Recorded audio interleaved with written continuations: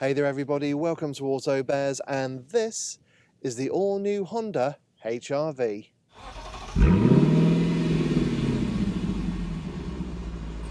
Now, cast your minds back to 1998, because believe it or not, that's when the first generation HR-V arrived in the UK. And it was a really quirky crossover. It had this cool boxy design, a big wing on the roof. You could get it as a 3-door or a 5-door, manual or automatic. I mean, it was just perfect for couples and young families. And when Honda axed it, well, they didn't bring out a replacement until 2016. Now, yes, we did have the quirky looks and the practical car, but now we were in a segment which is completely dominating the UK. And as a result, the second generation HR-V just seemed to kind of fade into the background. Now, for the difficult third album, Honda have got out this new HR-V. Firstly, they've ditched the diesel and the manual gearbox, which is a bit disappointing. We now have a full hybrid version of the HR-V, and we've also got the quirky looks. And I've had this HR-V for a week, and I'm going to let you know if it's still got the charm of the Mark I. Now, when it comes to the HR-V styling, I'm going to be honest, I think Honda have cracked it. I think this is arguably the best looking Honda since maybe the S2000. The proportions are just right, and there is something about that sloping C-pillar I just really like. And in fact, I think the HR-V has just got a gorgeous rear end, full stop. This has definitely gotten a lot of second glances with my time in the HR-V, and on 2 occasions, I have had people ask me if it's a full EV, because that front grille, well, it doesn't look like a traditional front grille. It kind of looks like a decorative insert. But no, it is a full hybrid. However, the next full electric vehicle coming from Honda is, well, the HR-V, but as a full EV, and we should be expecting that in 2023. Just Google it to be sure. But yeah, I think Honda have got the proportions on the HR-V spot on, and I do love the contrasting two-tone paint job. However, that's only available on the top of the range trim. The other thing I've noticed as well is, I reckon if you actually lowered the HR-V, this would be a bloody gorgeous hatchback, not just a crossover. And I think people would still buy it and still go for it because it's really good looking. It definitely stands out. But let me know what you think of the HR-V's looks in the comment section below. But you know what? I think that's enough of looking at the exterior of this HR-V. Let's see what Honda have done with the interior. Sat in the front of the HR-V, you are greeted with a really nicely presented interior that's also very comfortable to be in. I do actually really like it in here. Now, because this is a small crossover, it does mean you have a raised driving position, so getting in and out of the HR-V is actually not too bad. So if you do suffer from any kind of mobility issues, then this is definitely one car to consider.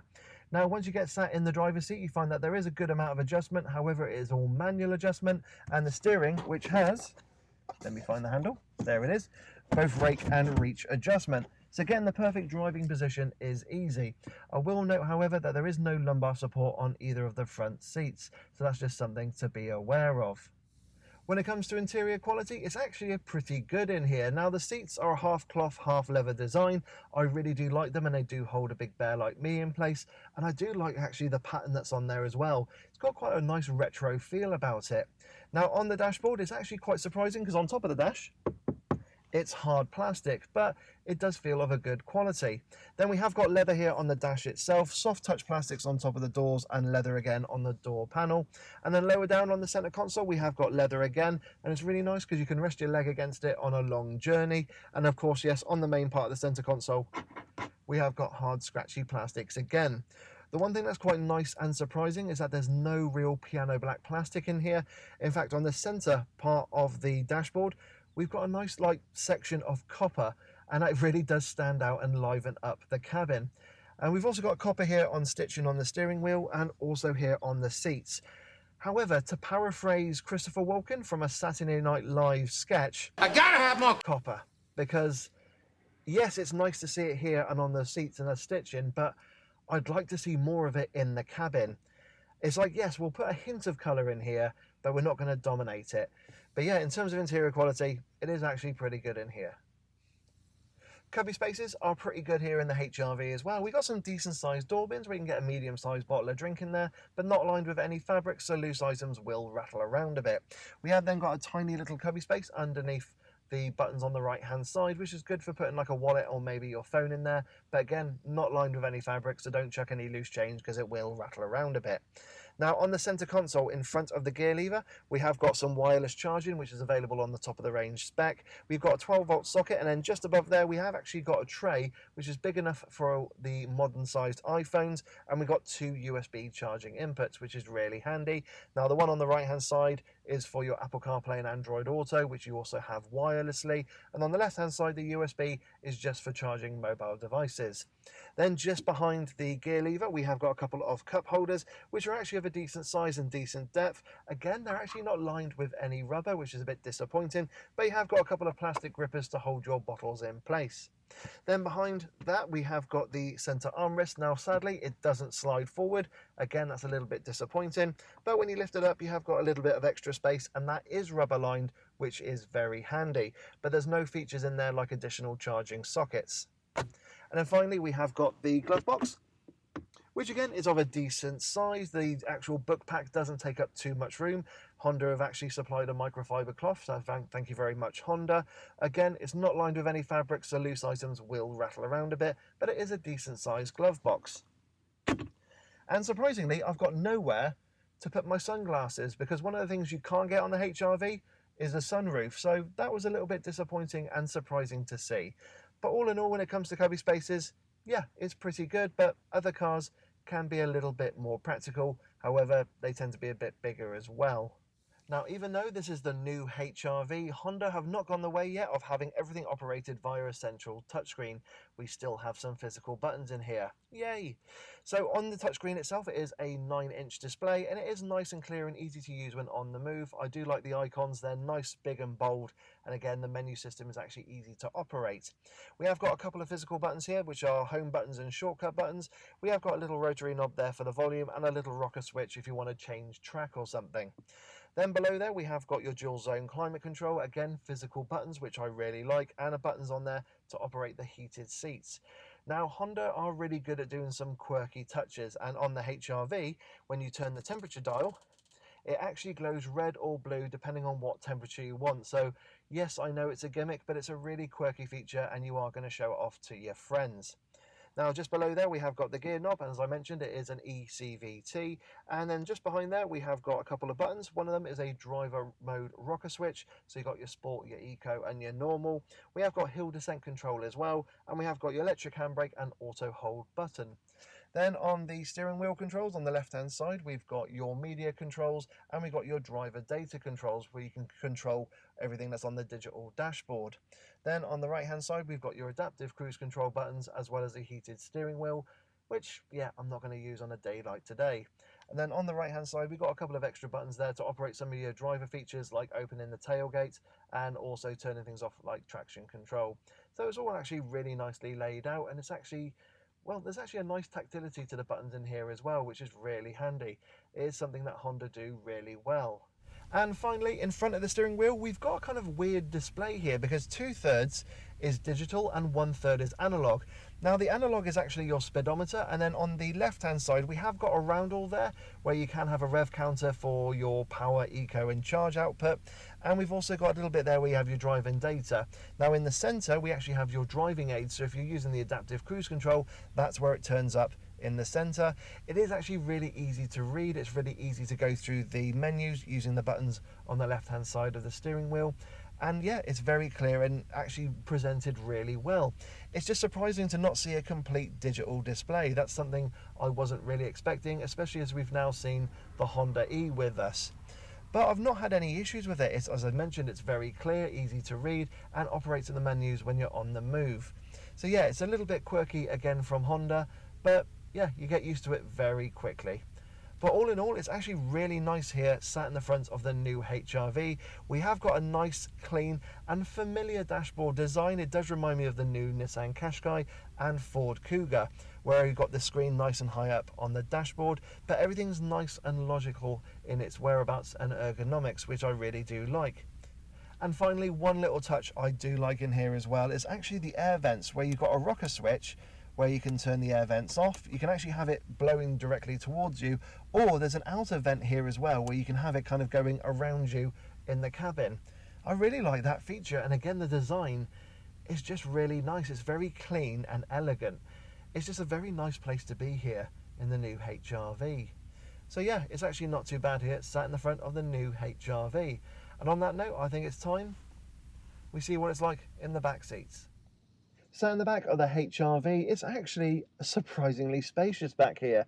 Now, firstly, I do love the fact that the door handles are integrated into the window part of the door, so therefore it gives you that kind of coupe profile and look, taken from the Mark II HR-V, so I do love that feature. But then once you're sat in here, you are surprised by how spacious it is.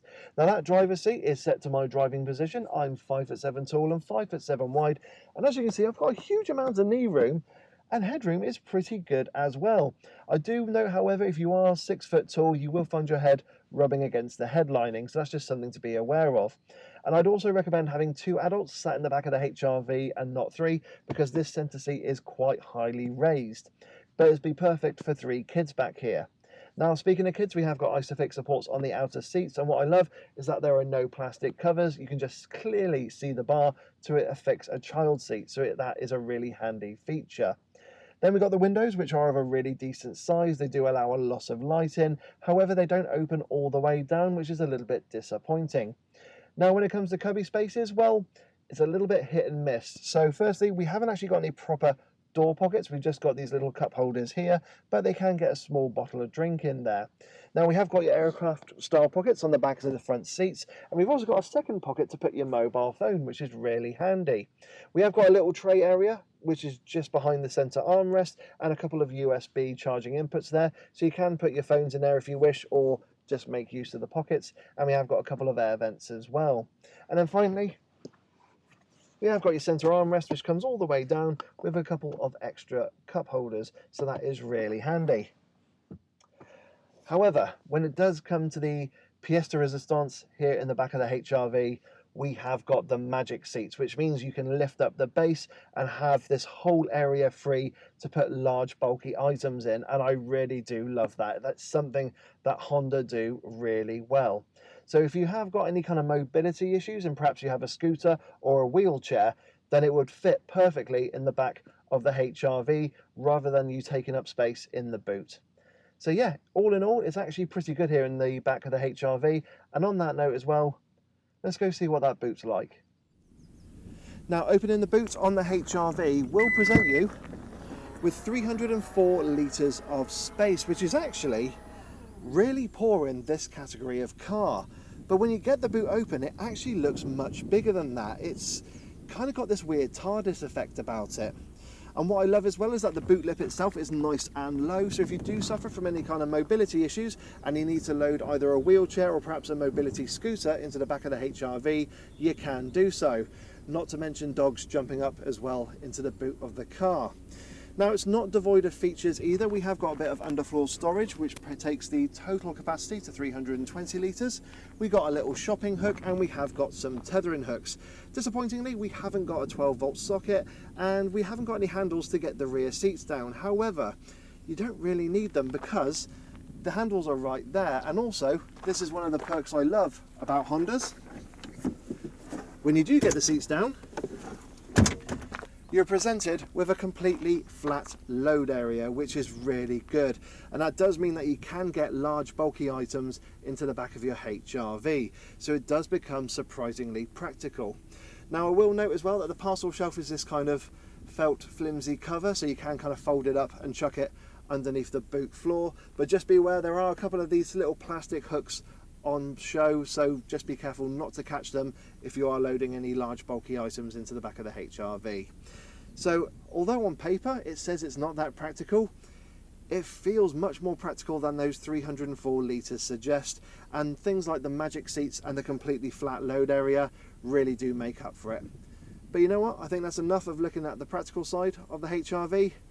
Let's see what it's like to drive.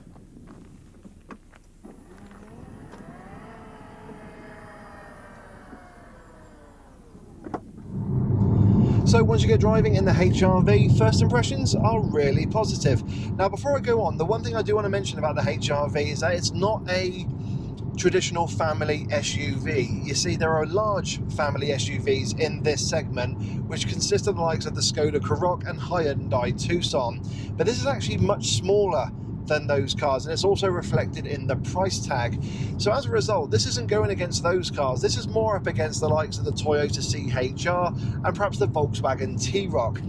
And as a result, you do find that it has got a very car-like feel to it in terms of interior space. And as I mentioned earlier, I could happily see the HR-V being kind of lower down. It looked like a traditional hatchback, and it would still be a good-looking car. But because this is a small crossover, we got a raised seating position, so the view out of the front is absolutely fine. The A-pillars are quite thick, but I've not found myself looking around them at any junctions. The wing mirrors have been moved back onto the doors. They are of a decent size, and actually they don't give off any wind noise. And then if I look over my shoulder, I do find that I have got quite a thick C-pillar, but I've not found myself having any issues regarding the blind spot because of the wing mirrors, and I've also got blind spot monitoring. And then also looking out the back of the HR-V, it's actually really good as well. In terms of all-round visibility, yeah, it's bang on in the HR-V. First impressions in this car are actually really good, and definitely still it turns heads. Now there are 3 trim levels to choose from in the HR-V range. There's the entry-level elegance, the advance, and the advanced style, which is what I've got here. Now really, my pick of the range would actually be the advance. Don't go for the top of the range version, because you're really only paying for the 2-tone paint scheme, wireless charging, the roof rails, and you also get the premium sound system. Honestly, save yourself a bit of money and go for the mid-range spec, because you get all the standard equipment that you really want in a car like this. Now yes, the 2-tone paint scheme does look really lovely, but I love that real dark blue that I've got on this HR-V, on this press car, and you'll see the name come up at the bottom of the screen. I actually think it really stands out, and in some lights it looks black, but in sunlight today, oh wow, it really does just stand out with that dark metallic blue, and you can just see all the little flecks in the paint as well. So that would be my pick of the range, going for the advance right in the middle of the HR-V range, because you get everything that you'll need. Now, as well as the 3 trim levels in the HR-V range, you can also go for 3 exterior packs. Now this particular press car has not got any of those packs fitted, and they might add a little bit of exterior oomph to the car, but personally I'd probably say no. Now there is a sport pack, there is an Obscura black pack, and the third one, which I'm probably going to struggle to pronounce, is the Lemonite titanium exterior. I'm going to put those on the screen so you can actually see how they're spelt, and they just add little kind of like chrome features around the fog lights, around the tail lights, etc., and also on the side skirts. Personally, I probably wouldn't go for them, because I actually think the HR-V looks stunning as it is, particularly in this metallic blue. But of course, it just means you can add a little bit of customization to your HR-V.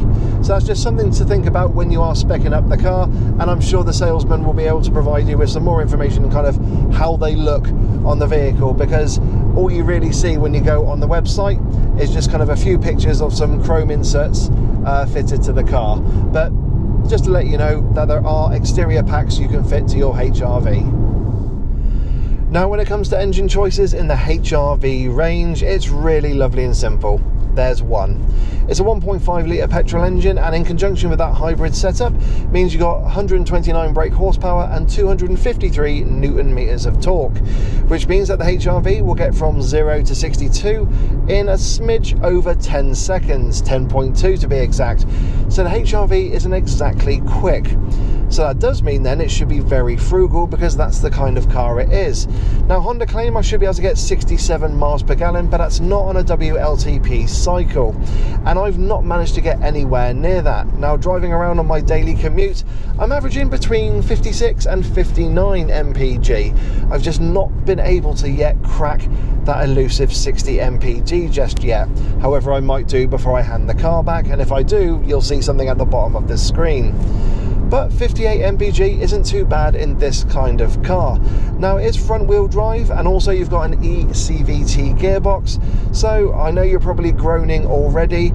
For the most part, it's absolutely fine. However, when you are wanting to overtake, and if you are in a position to do so, because it's not the quickest car out there, you do get a lot of engine noise coming into the cabin, as demonstrated now.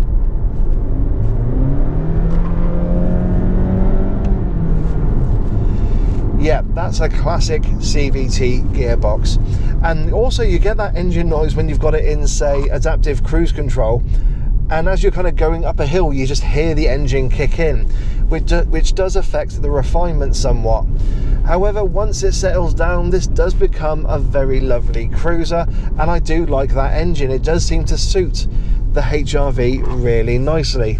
It's just a shame that the kind of soundproofing wasn't quite up to speed to kind of keep that engine noise at bay. But for day-to-day driving, you're going to be absolutely fine. I mean, unless you're an aggressive driver, this isn't really going to be the car for you. Yeah, you're not really going to hear the engine too much. So what's the ride refinement and handling like in the new HRV? Well, one of the things I do like the fact that Honda have done is that the maximum size in the alloys is 18 inches, which means that it has got a bit of a sidewall to it, and it has been built for comfort. So for day-to-day driving, it deals with the bumps and imperfections really well. Yes, if you do go over a pothole or a kind of a deep manhole cover, you will hear those bangs and vibrations coming into the cabin. But as I go over this little crest here, it dealt with it really well. It just kind of settles down very quickly, and it does feel nice and composed when on the move. Now yes, at lower speed it can feel a little bit kind of jittery and unsettled, particularly if you're driving over a poor road surface, but other than that, no, for day-to-day driving it's absolutely fine. It does drive and ride really well. When it comes to refinement, actually again, it's really good. The wing mirrors don't give off much in the way of wind noise. You don't get much off the A-pillars either. Really, the two big kind of intrusions into the cabin is the engine noise when you put your right foot down, but also tyre roar, particularly if you're driving over a poor road surface. And this is kind of something I got as well from the Nissan Qashqai, where driving over the road now is absolutely fine, but if I do come across a poor bit of tarmac, it is really quite intrusive. But other than that, the refinement levels are really good, and because I have got the top of the range version of the HRV, it does mean it comes with the premium sound system, and I have been really impressed by that. It's just such a shame I've got to go to the top of the range version of the HRV in order to get it, because it is actually a really nice system to use. Yeah, but other than that, in terms of refinement, it's kind of what you're expecting. It's good for the most part, but you do get that tyre roar coming in, and also that engine noise when you put your foot down. Oh boy. Now, what about the HRV's handling? Well, as I mentioned earlier, going by its performance, this is not really going to be a sporty car, and it's definitely not a sporty car in the corners. Granted, it's actually quite controlled. It doesn't lean and roll too much, but you do get the impression if you do chuck it into the corner a little bit too fast, it will understeer. So again, you definitely don't get that kind of secure feeling that you might get from one of the bigger family SUVs. And it's not going to put a big smile on your face either. In fact, I'd probably say a Toyota CHR does handle a little bit better than the HRV, but the steering has got a nice weight to it. In fact, I like the feel of the steering wheel in my hands, and for day-to-day driving you're going to have no issues whatsoever. There's enough weight in the steering that it feels like you've got yourself a nice big car to hold on to, but it is light enough to make parking an absolute doddle. So what have been some of the highs and lows I've experienced with the HRV whilst living with it? Well, high points have definitely been the looks. It definitely gets second glances because the HRV is still a very new car. And as a result, I have had people asking me what it is, and also asking me if it is a full EV because of the fact it's got that unique design about it. In terms of low points, well, we've got some really good safety systems on the car. In fact, when you are driving about and you have got the adaptive cruise on, it's actually a really lovely cruiser, very much in the same vein as a Nissan Qashqai with its Pro Pilot system, and I really do like that. The only drawback is that some of the safety systems are also quite sensitive, particularly when it comes to lane departure, or if it can't see the white lines on the road. It does give you a little prompt to say it can't see them, and then as soon as that prompt has kind of disappeared, it comes back again to say, actually, I found the white lines and you're straying over them. And that's really been the two kind of things I've noticed a lot with the new HRV. And I will mention as well, I mean, I'm a little bit disappointed that you can't get a glass sunroof. I mean, that's something I would really like, but I know it's to kind of keep costs down, because at just shy of £34,000 for this size of vehicle, yes, you're probably expecting, you know, quite a few toys and features, and it has got them. But yes, if you are going to expect things like a head-up display, a glass sunroof, heated and ventilated seats, then yes, you are going to expect the price to go up, and that's when you're really going to be kind of bordering along the lines of cars like the Hyundai Tucson and Skoda Karoq, and Honda don't want to do that.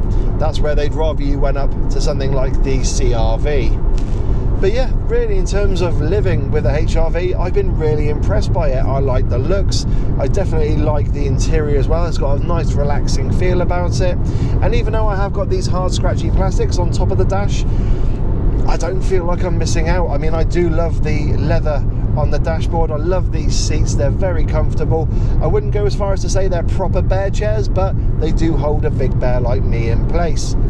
So yeah, in terms of living with the HRV, I have been really impressed by it. There's not really been many niggles that I've come across, apart from that oversensitive safety system. So then, what are my thoughts on the new Honda HRV? Well, I think Honda should have a winner on their hands. They've got the looks right. For so long now, Hondas have always kind of sometimes looked a bit daring, but sometimes, on the other hand, looked quite plain. Kind of the Civic Type R and the CR-V are two really good examples. And I do think this is one of the best looking Hondas we've seen for at least a decade. And then we've got the fact that it is very spacious. I know that boot sounds quite small, at just a smidge over 300 litres, but it's actually very usable. The versatility of the HRV is actually really good. And I do think as well that if you are somebody that has mobility issues, this could be the perfect car for you, because the magic seats and that low boot lip should really help you out, especially when you want to load something like a mobility scooter, which I know nowadays they do kind of separate off and get broken down into pieces, or if you wanted to put a wheelchair into the car as well, you just get those magic seats up and you can just store it there nice and easy. So that is something I really do like about the HRV, and I do think there is a market for those kinds of customers, particularly in this day and age now where, yes, we're getting rid of petrols, we're getting rid of diesels, they're all being frowned upon, and we're going into hybrids.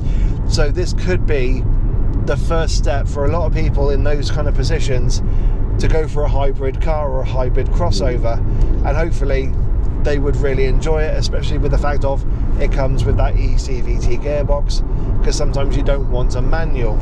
But again, it is Honda moving with the times with this type of car, where a lot of people are wanting an automatic. So yes, disappointing, it's an eCVT, it's not the best eCVT out there, but it will suffice for now. Especially as well as next year we're going to have Honda's second full electric car, and essentially it's going to be the HRV but with a massive battery underneath. So yeah, to sum up, really the new Honda HRV is a really good small family crossover. It is flawed in some ways, but it's got character, it's got quirkiness, and it has got the quirkiness of the Mark 1, and that should hopefully make it a success for Honda, because it deserves to be.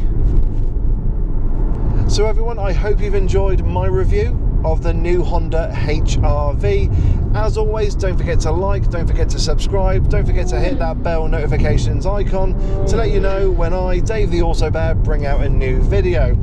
If you've got any questions about the HRV and my time with it, please put them down in the comments section below. And of course, I'm on social media. I'm on Facebook, Instagram and Twitter as well. I might even give TikTok a go, so you know, watch out for me there. But of course, follow on there as well for additional content. But guys, thank you so much for watching. Please stay safe, maintain your social distancing, wash your hands, wear a mask, you know, and everything like that. And well, I'll catch you all in the next video. So take care everybody, and bye-bye.